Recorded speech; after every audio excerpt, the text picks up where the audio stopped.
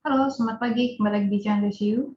Hari ini akan melanjutkan materi perkuliahan materi dan korosi atau dikenal dengan bahan konstruksi teknik kimia kalau di beberapa perguruan tinggi yang lain. Saat ini kita akan melanjutkan pertemuan di minggu sebelumnya, di mana minggu sebelumnya itu mengenai klasifikasi material atau bahan, yang sekarang adalah pertemuan ketiga mengenai konsep tegangan, deformasi elastik, dan deformasi plastik. Atau subbahan depannya adalah perilaku mekanik. Oke. Buku yang dipakai juga masih berkaitan dengan chapter 7. Kita lihat di halaman 1 dulu ya, kalau gitu ya. Ini 1. Oke. Oh, saya tinggal geser saja ini. Ini bukunya masih tentang bukunya si Callister ya, Fundamental of Material Science and Engineering and Integrated Approach, edisi ketiga. Nah, di sini kalian bisa menggunakan bagian di sini adalah untuk melihat daftar isinya. Karena tadi disebutkan di sini kita akan belajar mengenai perilaku mekanik, tinggal dilihat saja di sini. Ya, sorry. Ini ada banyak babnya, bisa dilihat di bagian sini ya. Dan itu adalah perilaku mekanik yang dikatakan di materi pertemuan ini. Maka klik saja di sini, dibuka. Nah, yang kita mau pelajari adalah tadi konsep deformasi elastik dan deformasi plastik ya. Tinggal kita zoom saja. Yang besar ya.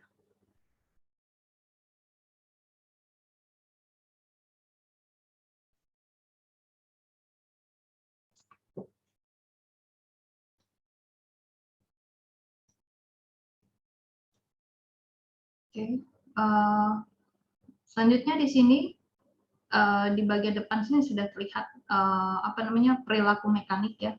Dan di sini ditunjukkan adanya sebuah apa namanya sebuah peralatan modern ya, sebuah peralatan modern untuk menguji kekerasan. Jadi nanti sampelnya ditaruh di sebelah sini, ruang kecil ini ya. Sini ya. Oke, selanjutnya kita melihat dulu sini ya, alasan mengapa kita perlu mempelajari perilaku mekanik ini. Sebenarnya dia alasannya tuh ada dua ya. Di sini gimana caranya mengukur berbagai sifat ya. Terus juga bagaimana properti desain ya. Dia pakai bahan yang sudah ditentukan sebelumnya ya, sehingga kalau nanti mau kita ujikan ke bahan yang baru, itu tingkat deformasinya, kerusakannya kalau atau kegagalannya, hal-hal yang tidak diinginkan itu bisa dihindari. Ini yang dimaksud dia ya,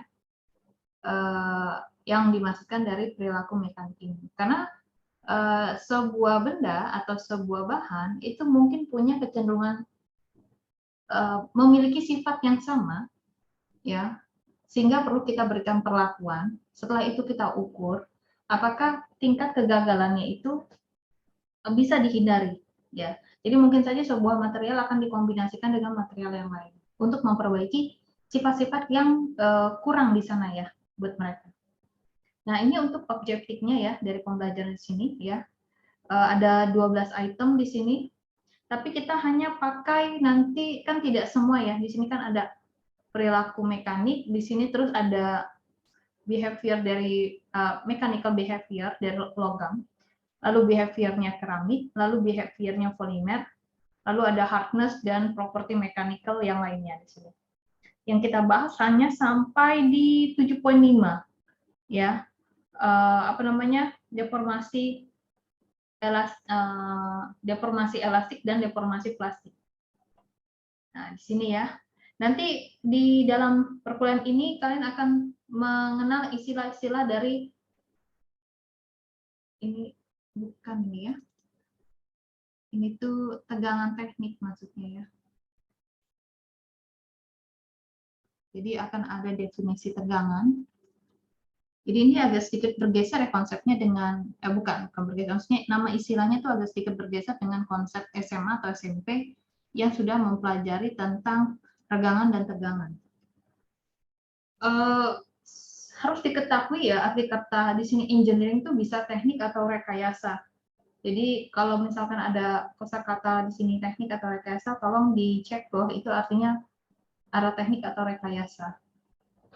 Lalu yang kedua kita akan kenal di sini hukum Hooke ya, dan bagaimana hukum tersebut bisa digunakan atau valid dikatakan. Lalu juga ada definisi dari rasio Poisson. Lalu ada diagram teknik, diagram ya, tegangan dan regangan teknik di sini. Ini pas dibaca ke bawah itu tidak banyak, apa ya saya bilang, tidak banyak ke arah sana, malahan hitungannya jauh lebih sederhana ya, seperti dasar-dasar yang ada di SMP kalau saya katakan. Ya. Lalu juga ada nanti istilah modulus elastisitas atau modulus Young, lalu kekuatan lulus, ini kekuatan murni maksudnya ya. Lalu kekuatan tarik, lalu ada perkiraan persentase perpanjangan atau elongasi. Lalu ada deformasi tarik, lalu kita juga dia mencoba komputasi, bukan sebenarnya maksudnya itu perhitungan ya.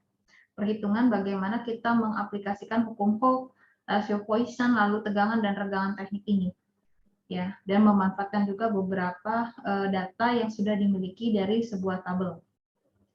Lalu ada uji beban tarik, uji kekuatan lentur, ini tidak ke bawah karena kita tadi cuma sampai di 7.5 saja.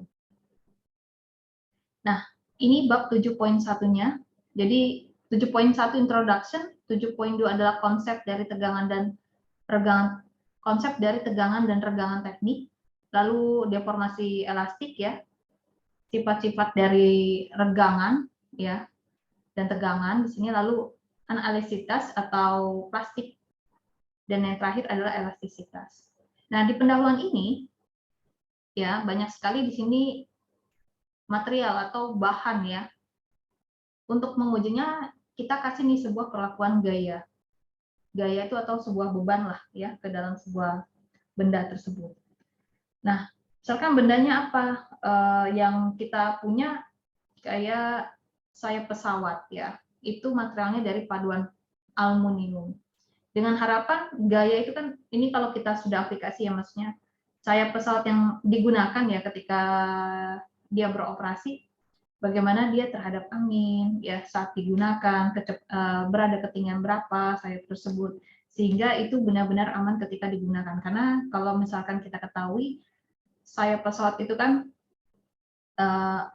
bisa diketahui bahwa kecelakaan sangat kecil itu ada berada di transportasi pesawat. Ya, tapi kalau sekalinya kecelakaan bisa dikatakan malfunction atau engine-nya hilang segala macam, ya kemungkinan untuk selamat di dalam sebuah pesawat itu kecil pula seperti itu ya. Lalu juga ada di bagian poros mobil ya, itu juga mengalami beban ya. Untuk kita mengetahui sebuah benda itu karakteristik materialnya bagaimana. Lalu juga dari paduan aluminium ataupun paduan baja itu ya, kita juga bisa merancang komponen strukturnya. Sehingga deformasi yang dihasilkan itu tidak akan berlebihan. Dan juga fraktur atau patah ya, kita katakan situ bisa kita hindari atau tidak dapat terjadi. Makanya kadang sebuah benda itu ada tulisan yang batas maksimum berat ya, atau batas maksimum beban yang bisa dia bawa. Ya. Lalu selanjutnya di situ ada yang tadi ya dikatakan gaya beban itu merupakan sebuah perilaku mekanis sebenarnya. Dan dia akan menunjukkan ya hubungan ketika dia diberikan gaya, berarti kan ada aksi, nanti ada reaksi, yaitu respon. Nah, responnya atau deformasinya di sini. Jadi hasilnya ya, apakah ada perubahan bentuk di sini, respon dari ketika sebuah benda kita berikan gaya atau sebuah beban. Nah, dari respon tersebut itu biasanya kita akan bisa melihat ya dari sebuah material tersebut bagaimana kekuatan, kekerasan, keuletan dan kekakuannya. setelah kita berikan dari beban atau gaya tersebut. Nah, bagaimana kita bisa tahu nih sifat-sifat yang mereka punya itu sampai berapa sih maksimalnya ya? Ya seperti biasa, kita merancang, mendesain, ya kita udah tahu karakteristiknya dan kita lakukan melalui sebuah eksperimen di laboratorium. Dan rata-rata si peneliti itu akan membuat sebuah bendanya akan mirip dengan akan dipakai nanti. Bisa jadi dia prototipe dulu, ya. Jadi dia akan apa ya, artifisial ya, membuat tiruan ya dengan kondisi sedekat mungkin. Nah, ketika kita mau buat itu kan kita sudah tahu karakternya ya, karena kita mau merancang tadi dan harapan kita ya seperti di awal tadi beban yang diterapkan itu berapa maksimal, terus selama dia mendapatkan beban itu berapa lama dia mampu menopang beban tersebut atau dikatakan sini durasi. Nah, ketika kita memberikan sebuah perlakuan itu mungkin situasinya normal, bisa dikatakan ya misalnya kan karena di lab ya, berarti tidak ada hujan, ya tidak ada panas, tidak ada perubahan cuaca atau apa terhadap material tersebut berkorosi kah atau seperti apa. Nah, di situ juga mempertimbangkan kondisi lingkungan terhadap sebuah material karena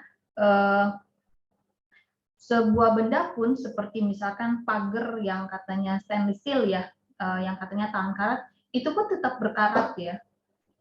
Meskipun dikatakan tahan karat, arti kata dia tetap ada maintenance ya. Bukan berarti dia benar-benar terlepas dari namanya yang karat tersebut ya, tetap ada. Jadi kondisi lingkungan di sini itu tetap diperhitungkan. Nah, apa aja sih yang menjadi beban atau gaya di sini? Yaitu bisa jadi tarik, ya ditarik, maksudnya ditekan, digeser. Seberapa lama ya dengan kita memberikan waktu tersebut, dan juga bisa kayak hanya sekali, terus lama-lama beban yang diberikan tuh naik turun, fluktuasi di sini ya. Dan kita berikan sekian waktu dan bagaimana yang apa namanya deformasinya. Karena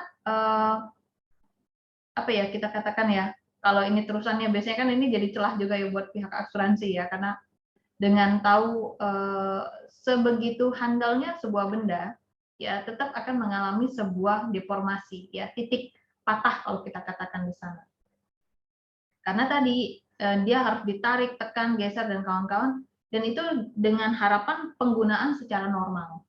Ya, yang di sini ibarat kata kondisi lingkungannya itu stabil.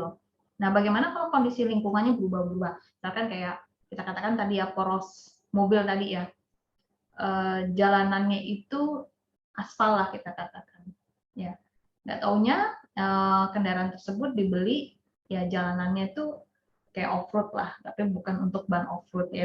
Bisa kerasa dong seperti apa rasanya di dalam, mungkin ya gigi 1 atau gigi 2 saja yang dimanfaatkan, banyakkan ngerem, bannya juga mungkin juga pelontos dan kawan-kawan. Nah, mungkin yang di situ ya ke arah beban yang di sana yang kondisi lingkungan kita turun sertakan. Lalu juga di sini yang akhirnya dengan kita memberikan beban, akhirnya kita tahu nih apa sih waktu ya atau durasi yang dipakai, durasi penggunaan benda tersebut. Ya, jadi ketika kita mengatakan tadi yang ada kondisi lingkungan, ada perubahan suhu di dalamnya ya. Jadi kondisi lingkungan itu bukan hanya secara fisik yang bisa kelihatan ya, mungkin yang kalau di sini yang dimaksudkan adalah terukur. Ya kalau misalnya jalannya gunjang-gunjang kan itu nggak keukur ya, hanya kelihatan ya, tapi kalau perubahan lingkungan kayak suhu itu bisa dihitung ya kata. Nah, selanjutnya tadi yang sifat-sifat mekanik tersebut ya, yang mau diujikan ke dalam itu kenapa sih dibutuhkan ya kita eksperimenkan? Karena benda yang kita hasilkan itu yang beli itu bukan satu orang ya atau satu jenis ya. Jadi si konsumennya ini bisa ragam ya kemauannya ya, bisa organisasi penelitian, lembaga pemerintah ataupun siapapun yang memiliki kepentingan yang berbeda. Apalagi kalau misalkan benda ini diekspor ya, beda lagi ya, maksudnya disesuaikan dengan kebutuhan konsumen. Sehingga di sini butuh sebuah uji konsistensi. ya cara uji yang dilakukan dan mengintegrasikan hasil dari uji tersebut ya. Karena sebuah negara A dengan negara B mungkin dia minta hasil uji yang berdasarkan siapa gitu ya, kayak materi minggu sebelumnya ya, maksudnya misalnya dia uji tarik gitu ya, dia maunya pakai uji standarnya si merujuk negara apa gitu ya. Kalau di sini kan ASTM misalkan. Ya misalnya dia maunya ASME gitu. Nah, kita harus mengikuti standar dari konsumen yang ingin diinginkan. Nah, standar yang diinginkan ini itu punya langkah uji yang konsisten, ada langkah-langkahnya dan hasilnya itu bisa diintegrasikan dan si konsumen jadi lebih trust ya dengan Anda, percaya maksudnya dengan produk yang Anda jual terhadap mereka. Nah, konsistensi ini akan merupakan teknik pengujian standar ya. Nah, kalau di Amerika itu ada mereka punya koordinatornya ya, masyarakat profesionalnya di sini American Society for Testing and Material. Nah, di buku STM ini ya bisa kalian lihat di sana itu banyak pengujian mekanis. Dan itu merujuk ya banyak sekali yang mungkin juga sudah diperbarui dari tahun ke tahun. Nah, ini salah satu contohnya saja, maksudnya kalau misalkan mau uji standarnya pakai apa. Dan hal ini juga kalau misalkan di teknik kimia juga sama ya, misalkan apa kita katakan misalnya uji protein ya, pakai metode apa? Uji protein itu bisa metode kedal ya, terus metode B, C, D dan kawan-kawan ya. Oke. Dan biasanya setiap metode itu ada karakteristiknya. Misalkan metode yang kejedal itu dia pengen bendanya, misalnya ya, sorry ya kalau misalkan ini nggak tepat ya, bendanya padat, misalkan seperti itu. Dia bisa dengan metode kejedal. Tapi kalau misalkan bendanya itu cair, nah metode kejedal tuh nggak bisa nangani benda cair untuk menghitung protein dari benda cair. Maka dia harus melibatkan ke metode yang safe misalkan. Nah, jadi bisa dibedakan. Ada lagi yang misalkan gini, proteinnya dari apa nih? Misalnya dari ikan misalkan, dari sejumlah ikan, gitu ya. Ternyata metode ini hanya bisa ke ikan yang ditawar, bukan ikan yang di laut.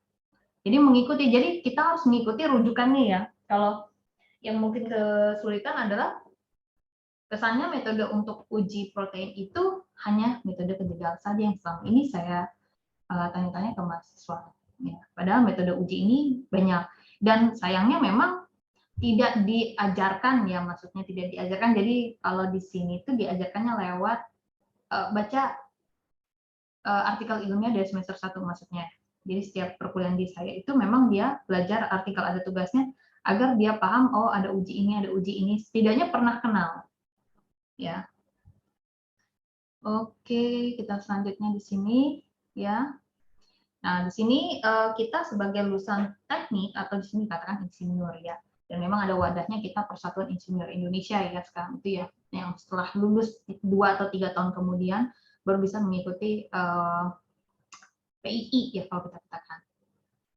Nah, dengan kita tahu mempelajari tentang perilaku mekanik ini, kita tuh diminta untuk dapat menentukan tegangan, ya, tegangan dan juga distribusi tegangan itu terhadap titik ya yang dikenai oleh beban ya di sini. Dan di sini kita juga diminta mengetahui ya teknik pengujian eksperimentalnya. Nah, dari situ kita melakukan analisis ya secara teoritis dan juga menggunakan secara matematis. Nah, mungkin di sini ada teoritisnya dan juga memang ada hitungan secara matematisnya. Tapi yang saya lihat di sini itu ya di buku ini perhitungan matematisnya tidak begitu rumit seperti materi yang ada di UTK 1 mungkin lah ya segala macam. Nah, tidak begitu. Nah, sedangkan kalau insinyur yang di bagian bahan dan metalurgi, kalau yang atas itu peran insinyur yang struktur ya, sorry ya. Nah, kalau yang bahan dan metalurgi itu di sini dia bagian produksi dan fabrikasi bahan ya. Agar dari bahan tersebut sebelum kita produksi dan fabrikasi itu sudah sesuai dengan persyaratan ya. Biasanya kan kita tadi kan udah tahu karakteristiknya terus kita merancang dengan harapan kita merancang itu memprediksi ya rancangan kita itu nantinya kalau kita uji atau kita benahi beban atau gaya dengan melakukan analisis tegangan ini, kita bisa melihat ya, kita bisa melihat hubungan struktur mikronya, ya, mikro dari bahan dan juga sifat mekaniknya. Yang intinya sih sebenarnya adalah ya kalau di dunia kerjanya benda yang kita hasilkan dengan karakter dan sifat yang tersebut itu diketahui beban maksimalnya agar deformasi yang tidak diinginkan itu tidak akan terjadi. Sebenarnya intinya itu yang dipelajari dari buku ini ketika nanti bekerja. Nah, tadi juga dikatakan bahwa material tadi itu enggak hanya harus satu jenis ya, kita bisa kombinasikan untuk memperbaiki sifat-sifat yang tidak dimiliki sebuah material tersebut. Nah, di sini itu juga ada, kalau di material yang lain nanti bisa dipelajari sendiri di sini ya. Ada material yang keramik, polimer, ya di situ untuk kita ketahui sifat mekaniknya seperti apa untuk memeriksa karakteristik dari jenis atau bahan dari bahan teknik. Ya.